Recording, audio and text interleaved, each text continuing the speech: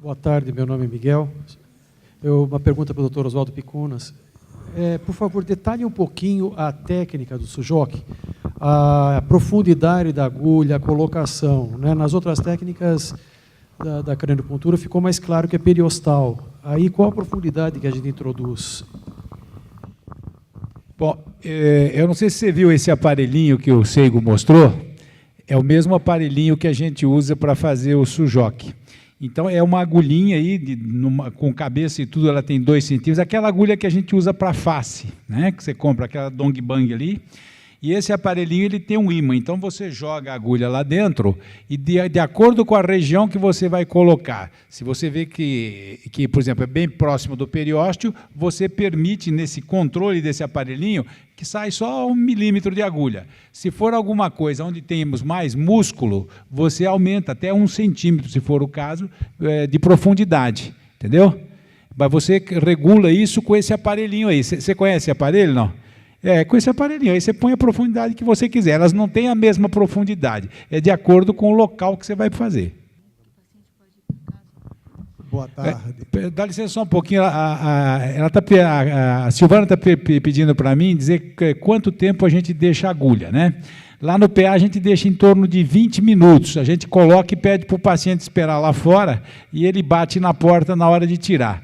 Mas hoje aí a gente sabe perfeitamente bem que isso não tem assim uma grande importância, né? Porque a hora que você faz o ponto, estimula a agulha e o paciente fala que melhorou, se você quiser você já pode tirar naquele momento. É que tem uma parte psicológica aí também, que você coloca e tira o paciente melhor e fala, mas só isso? Entendeu? A Silvana quer que eu fale também do relaxamento, né? Se ocorre algum relaxamento depois da aplicação da agulha. Sempre que a gente está com uma musculatura tensa, ela dói, né? A hora que você faz o ponto correspondente, a dor vai embora e, consequentemente, se você palpar o local, você vai ver que a musculatura realmente relaxou. Ok, aqui, ó. João, você falou que podia fazer com agulha, com laser e com cromo. Então, assim, uma primeira pergunta, qual diferença você percebe? E a segunda pergunta, ficou meio confuso na minha cabeça o entendimento para dois microsistemas nas mãos, que não são coincidentes nem semelhantes, e os dois funcionarem tão bem. Que entendimento você poderia me ajudar a esse respeito? Bom, isso aí é o seguinte, né? O professor Sal falou hoje de manhã na palestra. Nós não podemos esquecer que nós pertencemos a um universo, que é o macro, né? E nós somos o micro dentro desse universo. Então, quer dizer, o homem é o micro dentro do universo. Se a gente for descendo, descendo, descendo, nós vamos chegar à conclusão que em cada uma das partes do nosso corpo, nós temos a representação do corpo como um todo. Daí as dezenas de microsistemas que a gente descobre, né? Qualquer pessoa que começar a estudar vai poder descobrir um montão de microsistemas, é mais ou menos assim. Você pegar, por exemplo, nós temos a representação do corpo na mão como um todo, né? Aí eu posso ter a representação da mão num dedo. Depois eu posso ter a representação do dedo numa falange. E a representação da falange, por exemplo, numa unha. Esse é o princípio das células-tronco, não é isso? Quer dizer, vai chegar um momento, gente, que isso nós já até estamos sabendo, né? Que nós temos a representação do corpo como um todo em uma única célula. O problema é conseguir colocar a agulha nessa célula na parte correspondente. Mas, certamente, nós estamos caminhando para isso. Daí, quando a gente vê esses diversos sistemas que estão sendo descobertos, fala como você está colocando agora, né? Mas são coisas diferentes. Então, tem pontos que têm correspondências diferentes. Entendeu? É assim que funciona. Olha, eu não tenho experiência nenhuma aí no pé, nem com cromo, nem com laser, embora o texto original fala que possa usar. Nossa experiência é exclusivamente com agulha, com as sementinhas, né, e com moxa também. Doutor Seigo, boa tarde. Jorge Jean Grego, do Espírito Santo. Queria perguntar se o senhor tem experiência com acompanhamento com pulso do corió, pulso radial e mais o pulso carotídeo. Eu não tenho usado sistematicamente, né? Mas quando eu dei o curso lá na AMBA, já faz um tempinho atrás, tem essa técnica de carotídeo radial, né? E nós fizemos lá e dá uma meio equilibrada no pulso, sim, tá? Até chamei o Dr. Rui Tanigawa, né?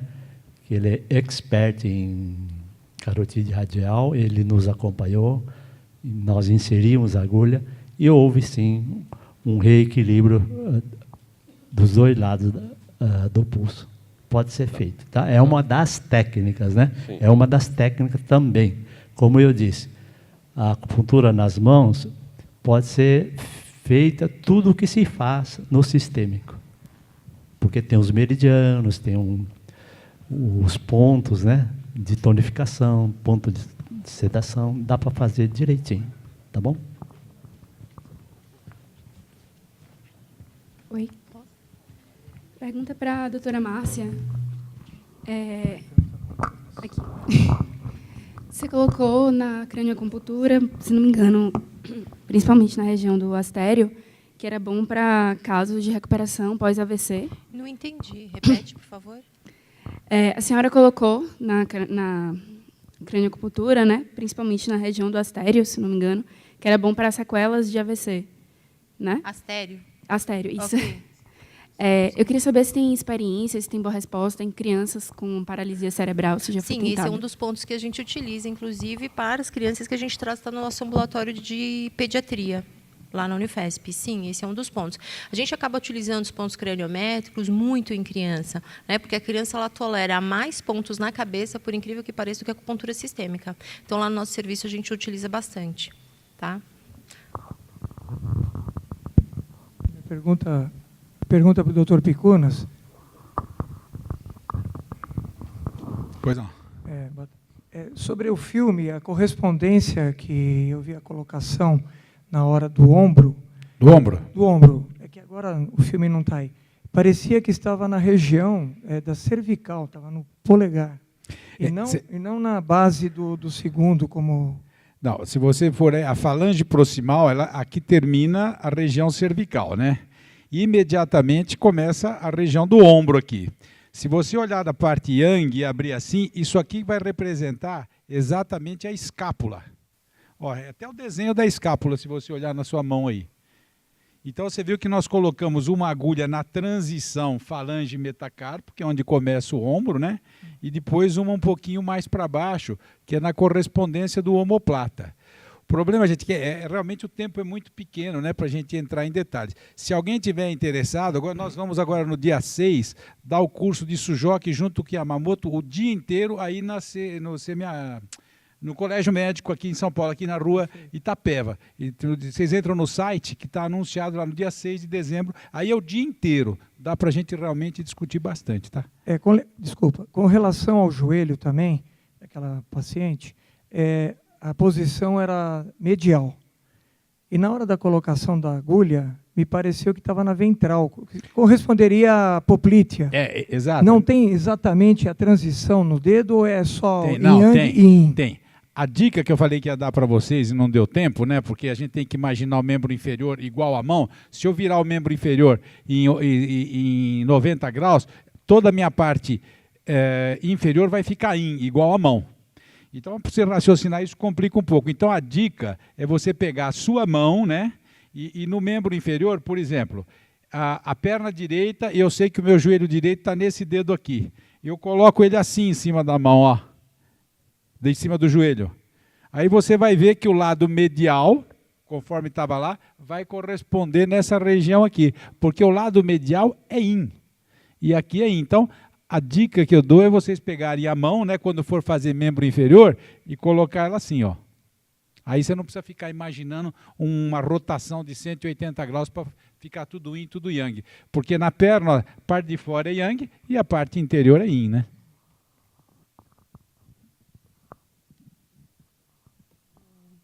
Continuando a mesma pergunta, professor. É realizado estímulo no local ou pode ser feita eletroacupuntura? Não, no eletroacupuntura nós nunca fizemos, não temos experiência nenhuma. A gente coloca só a agulha, né, no local, o efeito é imediato, você pergunta ao paciente, ele diz que melhorou, E depois, vocês viram lá que eu coloquei que a técnica Sujoc não é só o sistema padrão, né? Tem o sistema de níveis também. Mas é estimulador? Então, geralmente, por exemplo, quando é uma patologia no joelho, a gente faz o ponto principal, o paciente fala que melhorou. Se ele me refere que a dor é no sentido longitudinal, eu coloco mais 2 agulhinhas correspondentes como se fosse descendo. E se ele fala que é uma dor no sentido transversal, eu coloco mais 2 agulhas, né, no sentido transversal também. Aí o resultado fica um pouquinho melhor. Estimula, sim. Mas a estimulação é muito... Ó, quer ver? Uma dica muito boa, por exemplo, isso que o Seigo já falou, né? Estimular com caneta. Se vocês pegarem aí cólica menstrual, gente, que é uma coisa bem comum, vocês pegarem uma caneta, né? Está com cólica menstrual, coloca aqui no meio desses 2 dedos, estimula com a caneta, corta na hora. Nós já fizemos umas experiências lá, tinha residentes lá que falavam, deixa eu experimentar, e fazia, e realmente corta. Tá? Então, quer dizer, não precisa ser um estímulo muito grande. Você consegue o resultado estimulando com uma caneta Bic, por exemplo. Tem também, pode usar, pode usar. É que lá na Unifesp, né, devido às condições, muita gente, a gente tem que ser meio rápido e simples, né, e com a maior eficiência possível. Uma pergunta para a mesa. Eu gostaria de saber dos métodos, se alguém tem experiência com coxigodínia, que é uma asa negra do consultório, né? Então é importante entender quem que tem coxigoniador no cox. Geralmente é fator emocional, não posso ficar sentado. Tem um monte de coisa para não posso ficar sentado, aí que o cox dói. Então pode ser fator emocional, pode ser por raiva ou revolta, aí vem a via do meridiano do Dan, que vai para, vimos que vai para o B1, bexiga 31, 32, 33, 34 e 35, que fica bem na pontinha. A melhor técnica que eu consegui ver para a coxigodinha é por simetria. Então, a ponta do cóccix corresponde ao C1, vértebra C1. Então, a transição entre cérvico e occipital, bem aqui em cima, sempre nós vamos encontrar ponto de dor, é lá que deve ser estimulado para tratamento de cóccix. Tem dado bom resultado. E, lógico, pergunta, por que você não pode ficar sentado quietinho? Tem um monte de coisa para fazer. Aí, técnico que mental, resolver esses problemas que tem, aí que poderiam estar resolvendo. Eu queria só comentar como é que foi aparecer esses pontos craniométricos, como é que nós desenvolvemos. Todo o sistema que nós desenvolvemos tem uma certa, vamos dizer, tipológica, por que aparece, né? Então, dos pontos craniométricos, tem um conceito dos chineses que o bebê que nasce, nós temos fontanelas abertas. E essas fontanelas abertas, segundo os antigos chineses, é para a entrada e saída do Tianqi, da energia celeste. Energia celeste é Yang. O bebê recém-nascido é muito Yin. Então precisa de bastante Yang para ativar os órgãos. E o ponto de penetração desse Yang quinto seria as fontanelas. À medida que o bebê vai adquirindo o Yang, o Tianqi, então o próprio indivíduo, já com a alimentação, começa a metabolizar o Yang, então não precisa mais do Yang celeste. Então, quando ela começa a se fechar. Esse é o primeiro tópico que me veio à cabeça. O segundo é o exame eletroencefalográfico. Então, quando você tem algum distúrbio neuronal, e esse distúrbio neuronal que provoca aumento de diferença potencial na ordem de microvolt, uma coisa pequenininha, mas se colocar um eletrodo captador e mais um amplificador, nós conseguimos registrar ondas eletroencefalográficas. Isso, em termos de medicina, significa o Yin para o Yang, manifestando-se para o Yang que é o lado de fora. Agora, se existe Yin e Yang, lógico que deve ter o Yang para o Yin. Então, qual seria esse objeto que podíamos estar levando o Yang? Então, a nossa agulha de acupuntura. Só que essa inserção de agulha tem que ser bem perpendicular ao plano ósseo, não oblíquo, como é do sistema de crânio-puntura. Então, oblíquo desculpe, perpendicular. E toda vez que nós seguramos na agulha, nós estamos colocando aqui na ponta da agulha 135 milivolts. Comparando com microvolts, ou milimicrovolts que tem em termos dos neurônios, podemos dizer que é uma energia bastante intensa que nós estamos introduzindo. Agora, por que utilizamos pontos craniométricos? Pontos craniométricos são resquícios das fontanelas, onde estava entrando a energia celeste, que são 5 pontos que nós temos. Então, com certeza, esses 5 pontos, vamos dizer, seriam ainda, deve persistir. Importante que a energia, quando falamos da energia, não tem mais matéria que segure. Então, ela atravessa osso perfeitamente bem. Só para entender isso. Se eu dar um bofete aqui nela, um trauma, a energia cinética, ela vem até do outro lado. Ela atravessa osso, miolo e vem provoca a lesão do outro lado. Só para mostrar aqui uma energia, então ela atravessa, vamos dizer, estruturas sólidas. E nesse estudo, é importante entender a fisiologia ou fisiopatologia que nós falamos hoje das emoções. Quando nós temos um processo emocional, então a primeira estrutura que ela é estimulada é na parte anterior do giro do cíngulo, que faz parte do sistema límbico. É lá que é o primeiro estímulo do pensamento, por exemplo, da emoção, é parte anterior do giro do cíngulo. Então, se nós pudermos, vamos dizer, agir na parte anterior do giro do cíngulo, nós podemos estar bloqueando o efeito das emoções para ir seguindo. Do giro anterior, a parte anterior do giro do cíngulo, ela vai para o hipotálamo. Do hipotálamo, então, ela vai para ir para o sistema imune, sistema vegetativo, ou pode ir para a hipófise, da hipófise adrenal e pegar órgãos internos. Então, quando nós conseguimos entender que esse ponto bregma que está aqui, quando direcionado nesse ângulo, não reto.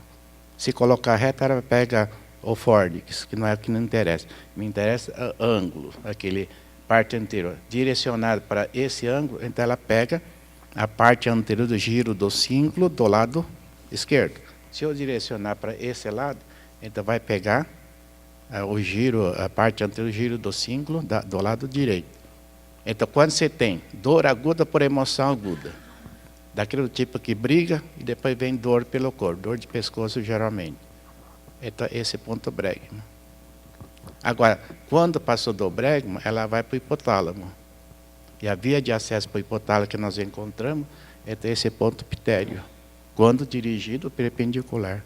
Aí temos efeito nível hipotálamo e podemos bloquear esse efeito de emoções para atingir naquele sistema que nós vimos hoje dos meridianos distintos para seguir, seja para o sistema musculoesquelético, seja para os órgãos internos. Agora, uma vez que chegou para o hipotálamo, ela vai para a hipófise, a sequência. Então, para a hipófise, encontramos esse ponto astéreo. Mas quando, para pegar esse sistema, é preciso direcionado para o olho. Porque do sistema neurovegetativo, ela vai como para o hipotálamo posterior, do hipotálamo posterior, vai para os troncos do sistema simpático do tronco. Então, para pegar a parte do tronco, então, pitério direcionado para o olho, de um lado e para o outro. Então, esse sistema da acupuntura dos pontos craniométricos é importante para a patologia do sistema nervoso central, AVC, sequela de AVC, Alzheimer, esquecimento, atrofia cerebral. Então, em cima disso, não é que foi criado, é que conseguimos dar uma ajeitada para criar esse sistema de acupuntura dos pontos cranianos, ou craniométricos.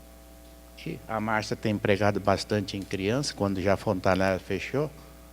Técnicas simples. Couro cabeludo tem poucas, vamos dizer, fibras do tipo A delta, dói pouco e fácil. Então, é uma técnica que pode estar sendo usada. Entenderam a fisiopatologia, por que desses pontos, qual a finalidade, quais estruturas que poderiam estar vamos dizer, afetado. Tenho prova? Não. Então falta fazer estudo com ressonância nuclear magnética, estimular e ver se realmente essa parte do coisa, ou se é do hipotálamo, ou se é do tronco cerebral que está sendo afetado. Chega, obrigado. Tudo bem? Alguma pergunta mais?